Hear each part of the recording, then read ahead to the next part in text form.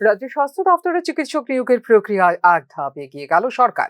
চিকিৎসক নিয়োগের ক্ষেত্রে মেধা তালিকা প্রকাশ করল ত্রিপুরা লোক সেবা আয়োগ। এক্ষেত্রে 216 জন নির্বাচিত চিকিৎসকের মেধা তালিকা প্রকাশ করল ত্রিপুরা লোক সেবা আয়োগ। উল্লেখ করা যেতে পারে, 2025-26 অর্থ বছরে স্বাস্থ্য ও পরিবার কল্যাণ দপ্তরের অধীনে বিভিন্ন চিকিৎসক ও নার্স নিয়োগের পরিকল্পনা গ্রহণ করা হয়েছে বলে ইতিমধ্যে জানিয়েছিলেন মুখ্যমন্ত্রী ডাক্তার মানিক সাহা। এই প্রক্রিয়া বর্তমানে টিপিএসসির আওতাধীন রয়েছে বলেও জানিয়েছিলেন তিনি।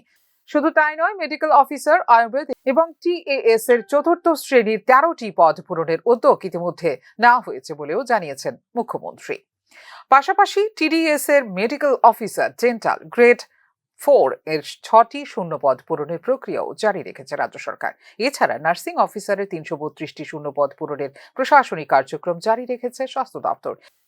এছাড়া আরও 100টি নতুন শূন্যপদ সৃষ্টি ও পূরণের জন্য দপ্তর উদ্যোগ নিয়েছে। 2025-26 অর্থ বছরের মধ্যে এই সমস্ত পদে নিয়োগ সম্পূর্ণ হবে বলে জানিয়েছিলেন মুখ্যমন্ত্রী doctor Manik Saha. Bureau report, news নাও।